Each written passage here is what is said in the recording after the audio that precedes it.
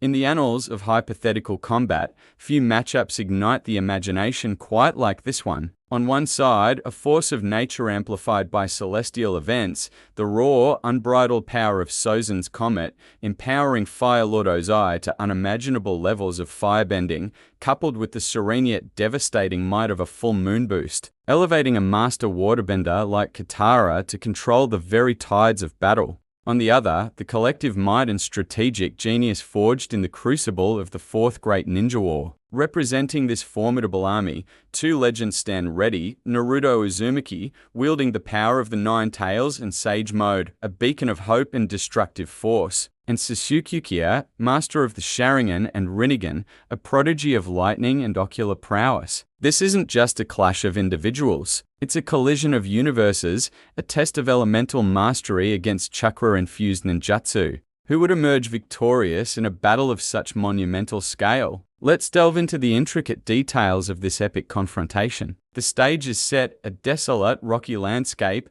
scarred by ancient conflicts, under a sky ablaze with the crimson glow of Sozin's Comet. The air crackles with anticipation, a tangible tension that precedes the storm. Ozai, cloaked in flames, his eyes burning with the comet's fury, takes to the sky, propelled by jets of fire. His presence alone radiates oppressive heat, melting the very stone beneath him. Katara, grounded, but surrounded by a swirling vortex of water, her movements fluid and graceful, her gaze sharp and focused, ready to manipulate the vast ocean she has summoned from the earth itself. Facing them, Naruto stands firm, his body radiating golden chakra, a cloak of power flickering around him. Sasuke, ever the stoic, activates his Sharingan, its Tomoe spinning, assessing every potential threat, his hand already crackling with Chidori. The first move is Oza's. A colossal wave of fire, amplified by Sozin's Comet, erupts from his hands, a fiery tsunami aimed directly at the ninja duo. The heat is immense, capable of incinerating anything in its path. Naruto reacts instantly, forming a massive Rasengan, infused with Sage Mode chakra. He slams it into the fiery wave,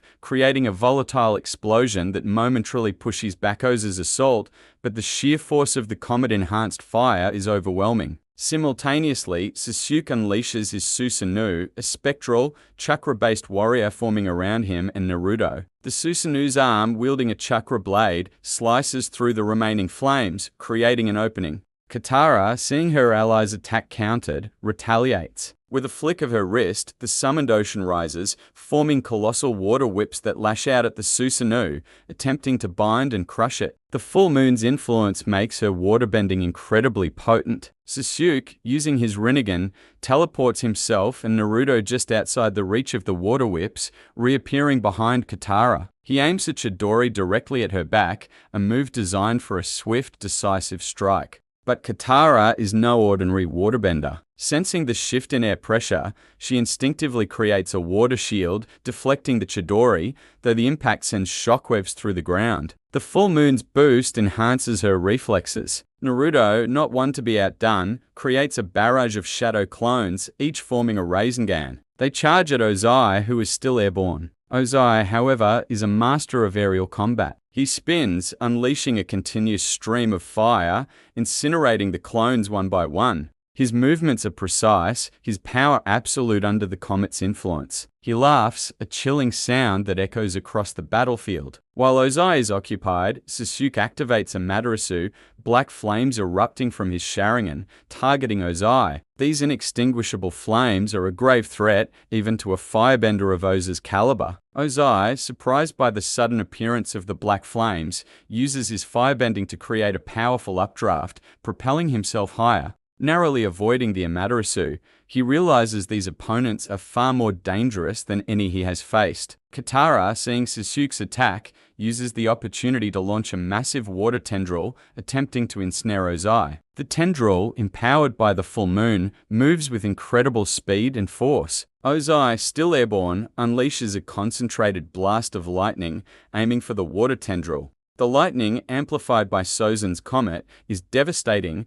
causing the water to explode into steam, creating a temporary smokescreen. Naruto, seeing the chaos, enters his Nine-Tails chakra mode, his body glowing with a vibrant orange aura. He forms a tailed beast bomb, a sphere of concentrated chakra, and hurls it at Ozai, who is momentarily obscured by the steam. The tailed beast bomb detonates with immense power, shaking the very foundations of the earth. Ozai, caught in the blast, is forced to use a massive fire shield to protect himself, the comet's power barely enough to withstand the attack. He descends, landing heavily, his breathing ragged. Katara, witnessing the raw power of the tailed beast bomb, understands the gravity of the situation. She decides to unleash her most potent ability, bloodbending. Under the full moon, her control is absolute. She attempts to seize control of Ozai's body to turn his own movements against him. Ozai struggles, his body contorting against his will. The pain is immense, but his sheer willpower, fueled by the comet's power, allows him to resist, albeit with great difficulty. He unleashes a desperate, uncontrolled burst of fire,